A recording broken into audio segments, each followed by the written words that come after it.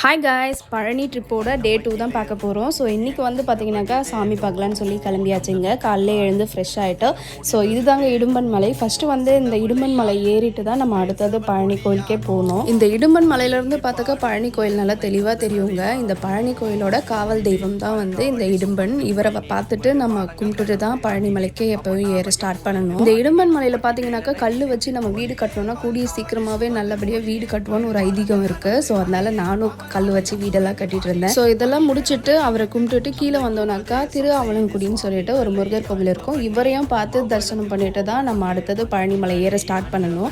So அதுக்காக தான் இந்த கோயிலுக்கு வந்திருந்தோம் நாங்கள். ஒரு சிலர் தெரியாமல் ஸ்ட்ரைட்டாக பழனிமலை ஏறிடுவாங்க. ஆனால் அப்படி ஏறக்கூடாதுங்க. இந்த மாதிரி 2 சாமியும் பார்த்துட்டு அதுக்கப்புறம் தாங்க பழனிமலை ஏற ஸ்டார்ட் பண்ணணும். மேலே பழனிமலைக்கு போகிற காவடியெல்லாம் முதல்ல இந்த கோயிலுக்கு வந்து இந்த முருகரை கும்பிட்டுட்டு அதுக்கப்புறம் தாங்க பழனிமலையே ஏற ஸ்டார்ட் பண்ணுவாங்க. இந்த கோயிலும் பார்த்தீங்கன்னா செம்ம ரஷ்ஷாக இருந்தது. இந்த கோயிலில் விசேஷம்னு பார்த்தீங்கன்னாக்கா வெத்தலை தீபம் ஏற்றுறதாங்க. ஸோ நானும் இங்கே வந்து வெத்தலை தீபம் ஏற்றிட்டு ஒரு சில வேண்டுதல்கள் வச்சுருந்தேன். ஸோ இதெல்லாம் முடிச்சுட்டு அப்படியே பழனிமலை ஏற ஸ்டார்ட் பண்ணியாச்சுங்க. பழனிமலை ஏறினதை நெக்ஸ்ட் வீடியோவில் பார்க்கலாம். இது மாதிரி ஹாப்பியான வீடியோஸ் பார்க்க என்னோட சேனலை மறக்காமல் சப்ஸ்கிரைப் பண்ணிக்கோங்க. பாய்.